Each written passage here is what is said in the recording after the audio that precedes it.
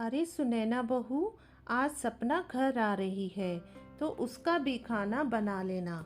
और सुन, थोड़ा ज़्यादा ही बनाना।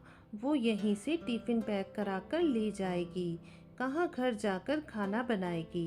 कहती हुई यमुना जी बाहर अपनी कुर्सी पर बैठ गई, जबकि रसोई में रोटियां सेंकती सुनैना के हाथ वहीं पर रुक गए।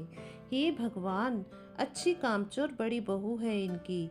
शाम को आ रही है तो भी घर वालों के लिए खाना बनाकर नहीं आ रही।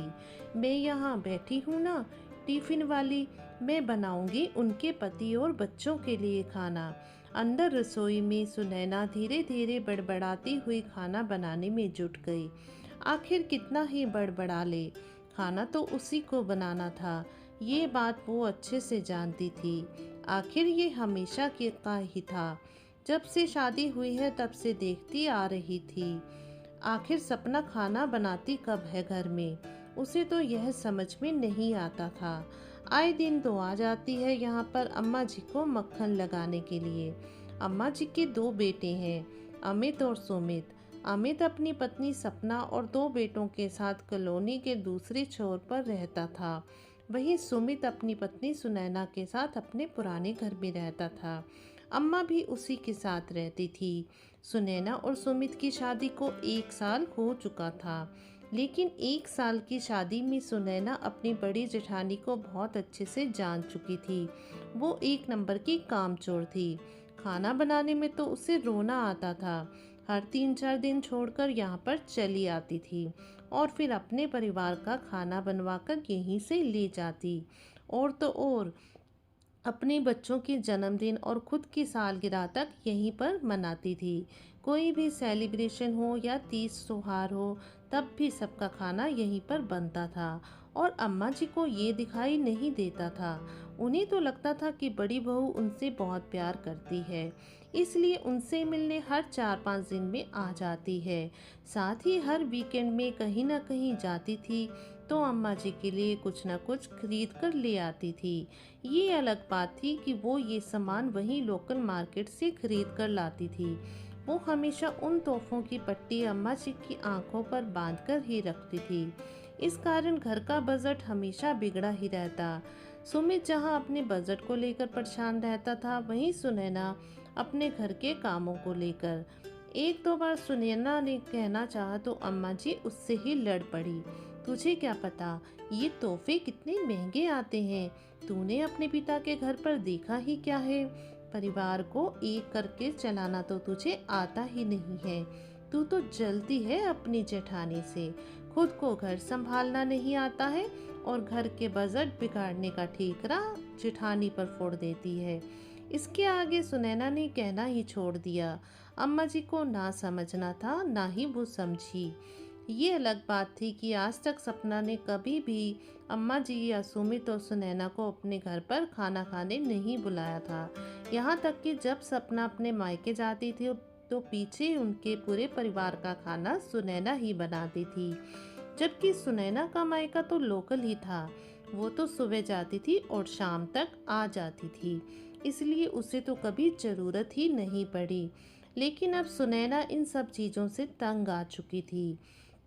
खाना बनाती बनाती अभी भी उसके दिमाग में यही बात चल रही थी कि किस तरीके से अपनी जेठानी को सबक सिखाऊं, कैसे उसका हमेशा का ये टिफिन वाला नाटक बंद करवाऊं और कैसे अम्मा जी की आंखों पर से जेठानी की तोहफों वाली पट्टी हटाऊं।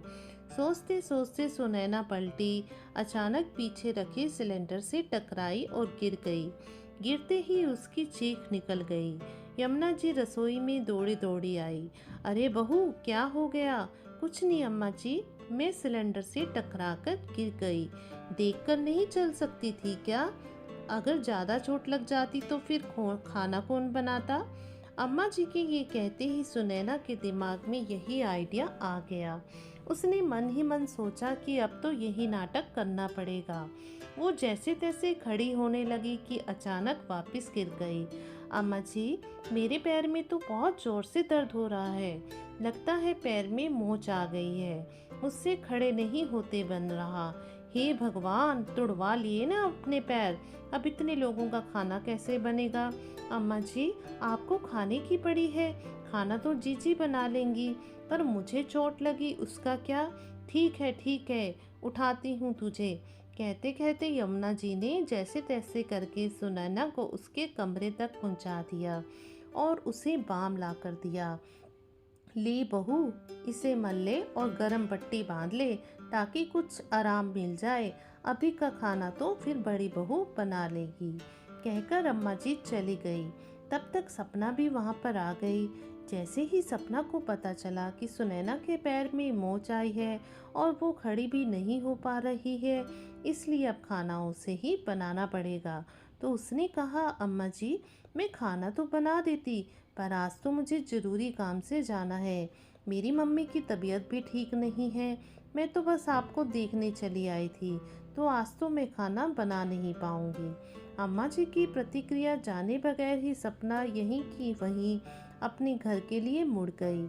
अम्मा जी सपना के ऐसे रवैये से हैरान रह गई, पर उन्हें तो खाना बनाना ही था।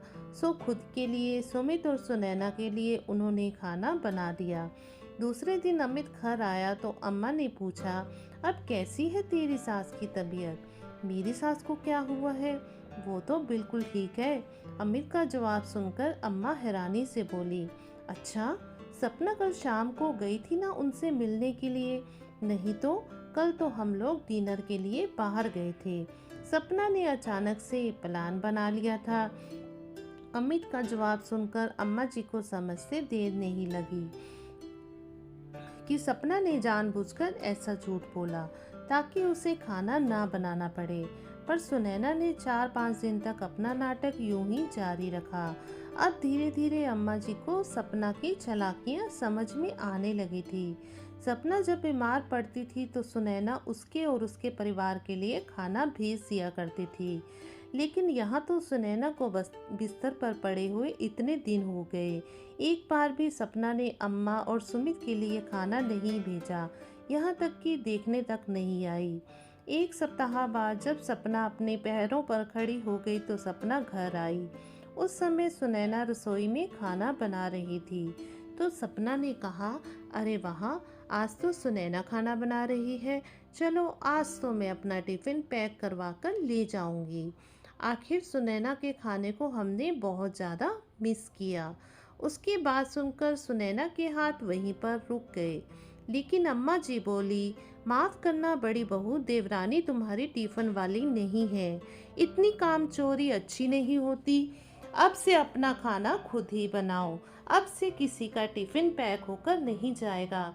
अम्मा के कहते ही सपना को सांप सूंघ गया। उसके आगे वो कुछ बोल ही नहीं पाई और चुपचाप वहाँ से रवाना हो गई। और अब महीने 2 महीने में एक ही बार आती, वो भी अमित के साथ। रोज़ रोज़ के चक्कर भी बंद हो गए। तो दोस्तों, आपको हमारी कहानी कैसी लगी? क्या आपके घर में भी ऐसा होता है? क्या आप भी देवरानी और जेठानी हैं? और क्या आप दोनों में बहुत प्यार है या सपना और सुनैना की तरह ही होता है? कमेंट सेक्शन में मैसेज करके ज़रूर बताइएगा।